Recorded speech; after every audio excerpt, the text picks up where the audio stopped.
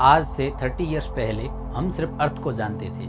आज हम 5000 plus exoplanet को जानते हैं। इसलिए क्वेश्चन ये नहीं है कि प्लेनेट एग्जिस्ट करते हैं या नहीं, क्वेश्चन ये है कौन कौन से प्लेनेट लाइफ को सपोर्ट कर सकते हैं। और सबसे इम्पोर्टेंट क्वेश्चन, एलियन लाइफ किस फॉर्म में सर्वाइव कर सकती है। साइंस में हैबिटेबल का एक सिंपल मतलब होता है एक ऐसा प्लेनेट जहाँ वाटर लिक्विड फॉर्म में लॉन्ग टाइम तक एग्जिस्ट कर सके।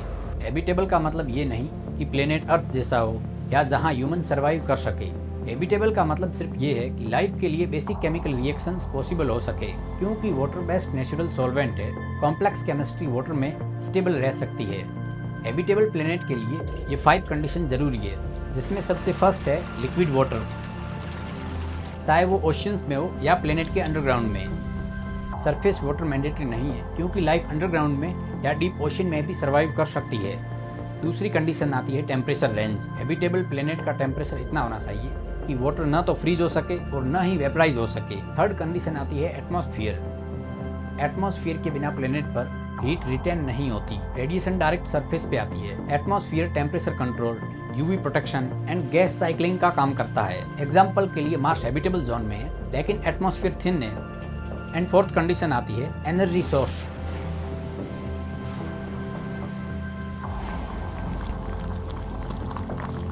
लाइफ को एनर्जी चाहिए, चाहे वो फोटोसिंथेसिस हो या कीमोसिंथेसिस।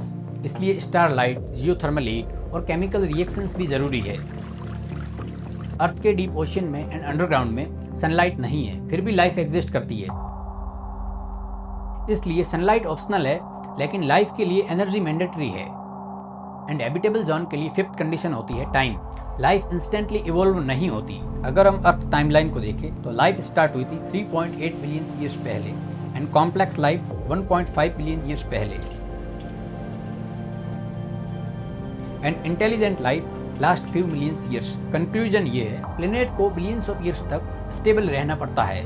अब क्वेश्चन आता है, इतनी लाइट ईयर्स की डिस्टेंस होते हुए भी हम एक्सोप्लैनेट या हैबिटेबल प्लेनेट को डिटेक्ट कैसे करते हैं। इसके लिए कई साइंटिफिक मेथड यूज होते हैं, जिसमें फर्स्ट है ट्रांजिट मेथड। इसमें अगर प्लेनेट अपने स्टार के सामने से गुजरता है तो स्टार लाइट थोड़ी डिम हो जाती है, जिससे प्लेनेट की साइज और ऑर्बिट के बारे में पता चलता है। लेकिन इसके लिए परफेक्ट अलाइनमेंट चाहिए। एंड सेकंड मेथड आता है radial velocity method. Radial velocity method में प्लेनेट अपने स्टार को थोड़ा पुल करता है, जिससे स्टार वूबल करता है। एंड इस मेथड से प्लेनेट के मास को एस्टिमेट किया जाता है। एंड अगला मेथड आता है एटमॉस्फेरिक स्पेक्ट्रोस्कोपी। इसमें स्टार लाइट प्लेनेट के एटमॉस्फेयर से पास होती है, तब एटमॉस्फेरिक गैसेज स्पेसिफिक वेवलेंथ को एब्जॉर्ब करती है, जिससे उस प्लेनेट के एटमॉस्फेयर के बारे में पता चलता है, जैसे water vapour, carbon dioxide and methane. लेकिन ये सारे मेथड तभी काम करते हैं जब उस प्लेनेट की स्टार लाइट ब्राइट हो। एंड हम अभी तक total 60 to 70 habitable planet detect कर पाए हैं। कई हैबिटेबल प्लेनेट ऐसे भी हो सकते हैं जो इन सारे डिटेक्ट हुए प्लेनेट से भी बेहतर हो।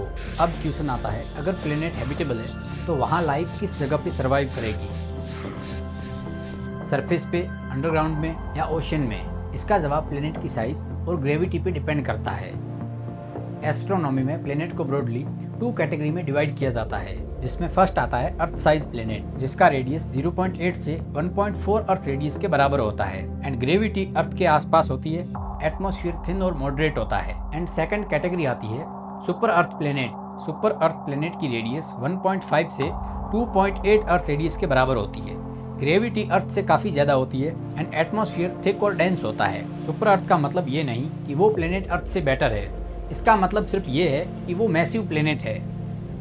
अब बात करते हैं लाइफ के लिए ग्रेविटी इतनी इंपॉर्टेंट क्यों है। ग्रेविटी डायरेक्टली डिसाइड करती है कि एटमॉस्फेयर कितना थिक होगा, सरफेस प्रेशर कितना होगा एंड लाइफ की फिजिकल लिमिट्स क्या होगी। And earth size habitable planet में लाइफ इजीली मूव कर सकती है, लाइफ का स्ट्रक्चर टोल हो सकता है एंड सरफेस इकोसिस्टम स्टेबल होता है। And super earth habitable planet में मूवमेंट एनर्जी इंटेंसिव होते हैं, सरफेस प्रेशर हाई होता है, हैवी एटमॉस्फेयर ट्रैप होता है। हाई ग्रेविटी लाइफ को किल नहीं करती, लेकिन सरफेस लाइफ को रिस्ट्रिक्ट कर देती है।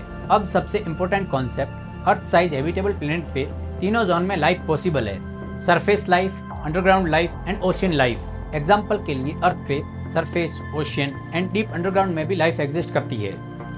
इसलिए अर्थ साइज प्लेनेट लाइफ को मैक्सिमम फ्लेक्सिबिलिटी देते हैं। And super earth habitable planet पर लाइफ सिर्फ 2 जोन में पॉसिबल हो सकती है, जिसमें underground microbial life and deep ocean life. इसका रीजन सिंपल है, क्योंकि सुपर अर्थ प्लेनेट पर सरफेस प्रेशर हाई होता है एंड अंडरग्राउंड में रेडिएशन शिल्डिंग बेटर होती है, इसलिए सुपर अर्थ पर लाइफ ज्यादातर हिडन होती है।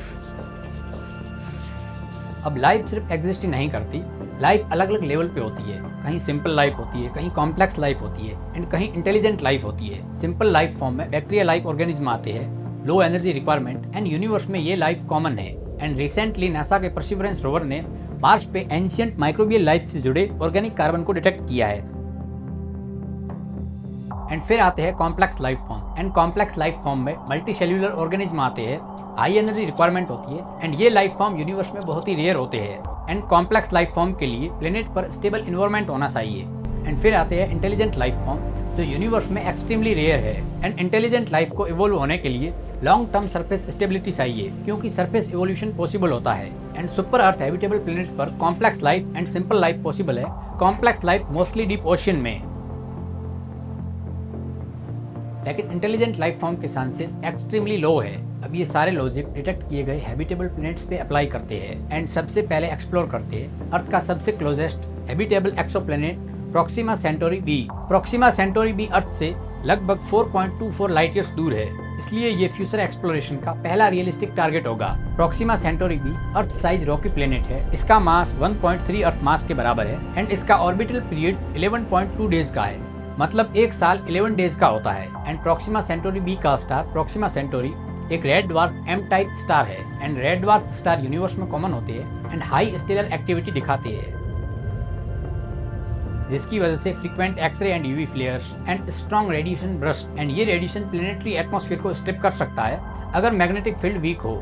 एंड सबसे बड़ा अनआंसर्ड क्वेश्चन, क्या प्रोक्सिमा सेंटोरी बी पे एटमॉस्फेयर है? एंड इसके 2 पॉसिबल सिनेरियो हो सकते हैं, जिसमें फर्स्ट में एटमॉस्फेयर लॉस्ट हो चुका है एंड सेकंड में एटमॉस्फेयर एग्जिस्ट करता है। अगर एटमॉस्फेयर लॉस्ट हो चुका है तो लाइफ एक्सट्रीमली डिफिकल्ट है एंड अगर एटमॉस्फेयर सर्वाइव्ड है तो स्ट्रॉन्ग मैग्नेटिक फील्ड पॉसिबल है, लिक्विड वाटर पॉसिबल है एंड लाइफ के चांसेस काफी बढ़ जाते हैं। लेकिन करंटली प्रोक्सिमा सेंटोरी बी का एटमॉस्फेयर कंफर्म नहीं है and Proxima Centauri b tidally locked हो सकता है, मतलब प्लेनेट की एक साइड हमेशा स्टार की तरफ रहती है एंड दूसरी साइड हमेशा डार्क साइड की ओर, जिसकी वजह से डे साइड काफी हॉट हो जाती है एंड नाइट साइड कोल्ड हो जाती है। बट अगर एटमॉस्फेयर थिक हो तो विंड्स हीट को रीडिस्ट्रीब्यूट कर सकती है, जिसकी वजह से ट्वाइलाइट जोन यानी डे नाइट की बाउंड्रीज पे लाइफ पॉसिबल हो सकती है। लेकिन हाई रेडिएशन एक्सट्रीम टेम्परेचर की वजह से प्रोक्सिमा सेंटोरी बी पे सरफेस लाइफ के चांसेस काफी कम है। लेकिन सिंपल माइक्रोबियल लाइफ पॉसिबल हो सकती है अगर सरफेस प्रोटेक्टेड हो, क्योंकि हार्श एटमॉस्फेयर की वजह से प्रोक्सिमा सेंटोरी बी इतना स्टेबल नहीं है एंड कॉम्प्लेक्स लाइफ के लिए स्टेबिलिटी जरूरी है। अब चलते हैं ऐसे स्टार सिस्टम को एक्सप्लोर करने जहाँ पे मल्टीपल प्लेनेट है और हैबिटेबल प्लेनेट भी है। ट्रेपिस्ट-1 सिस्टम।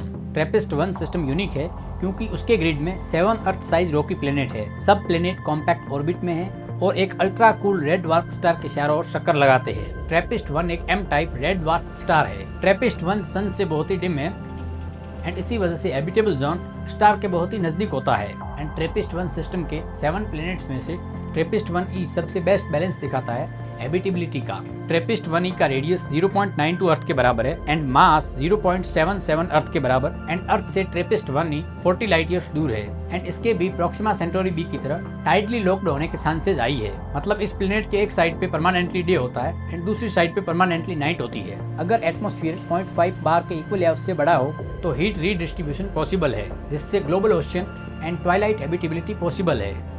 लेकिन अभी तक इसका भी एटमॉस्फेयर कंफर्म नहीं है एंड एक स्ट्रॉन्ग पॉसिबिलिटी है कि ट्रेपिस्ट-1e एक ओशियन वर्ल्ड हो सकता है, क्योंकि प्लेनेट डेंसिटी काफी लो है, जिसकी वजह से वाटर फ्रैक्शन अर्थ से ज्यादा हो सकता है and tidal heating and geothermal activity की वजह से लाइफ डीप ओशियन में पॉसिबल हो सकती है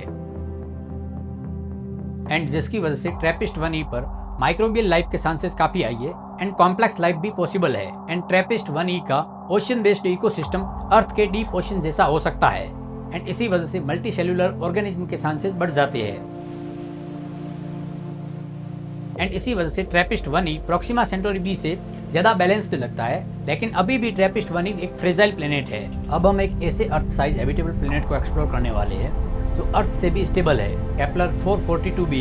केपलर 442b आज तक का डिटेक्ट किया गया सबसे बेस्ट हैबिटेबल प्लेनेट है, क्योंकि ये सिर्फ हैबिटेबल ही नहीं लॉन्ग टर्म स्टेबिलिटी के लिए राइट इन्वायरमेंट में है, क्योंकि ये रेड ड्वार्फ स्टार के अराउंड ऑर्बिट नहीं करता, ये के टाइप स्टार के अराउंड ऑर्बिट करता है। के टाइप को सबसे स्टेबल और लाइफ के लिए परफेक्ट स्टार माना जाता है, जो सन से भी स्टेबल है। एंड एस्ट्रोनॉमी में जितना स्टेबल स्टार होता है उतने हायर चांसेस होते हैं कॉम्प्लेक्स लाइफ के। केपलर 442 डिस्कवर हुआ केपलर स्पेस टेलीस्कोप के डेटा से, एंड ये अर्थ से 1200 लाइट ईयर्स दूर है, एंड इसकी रेडियस 1.34 अर्थ रेडियस के इक्वल है, एंड इसका ऑर्बिटल पीरियड 112 डेज का होता है, मतलब 1 ईयर 112 डेज के इक्वल होता है। एंड कई कंडीशन में केपलर 442 अर्थ से भी बेटर है। के टाइप स्टार सन से कूलर होते हैं, स्टेलर फ्लेयर्स रेयर होती है, एंड इनका life span 20 to 30 billion years का होता है। इसका मतलब प्लेनेट को बिलियंस ऑफ ईयर्स का विंडो मिलता है लाइफ के इवोल्यूशन के लिए, एंड एटमॉस्फेयर लॉस का रिस्क कम होता है। अगर केपलर 442b पर एटमॉस्फेयर कंफर्म हो गया तो लाइफ के लिए ये अर्थ से बेटर एंड स्टेबल हो सकता है, एंड जिसकी वजह से प्लेनेट के सरफेस पे, अंडरग्राउंड में एंड ओशन में लाइफ के चांसेस काफी हाई है। Kepler 442b true ocean world नहीं बल्कि ट्रू सरफेस बायोस्फीयर को एलो करता है, एंड यहाँ पे माइक्रोबियल एंड कॉम्प्लेक्स लाइफ के चांसेस काफी हाई है, एंड इंटेलिजेंट लाइफ भी एग्जिस्ट कर सकती है। अगर केपलर 442b पर इंटेलिजेंट लाइफ एग्जिस्ट करती है तो वो हमसे ओल्डर हो सकती है। एंड अभी हमें केपलर 442 का जो भी डेटा मिला है वो 1200 ईयर्स पुराना है, एंड इसके भी चांसेस काफी ज्यादा है कि केपलर 442 पर हमारी तरह इंटेलिजेंट लाइफ इवॉल्व हो रही हो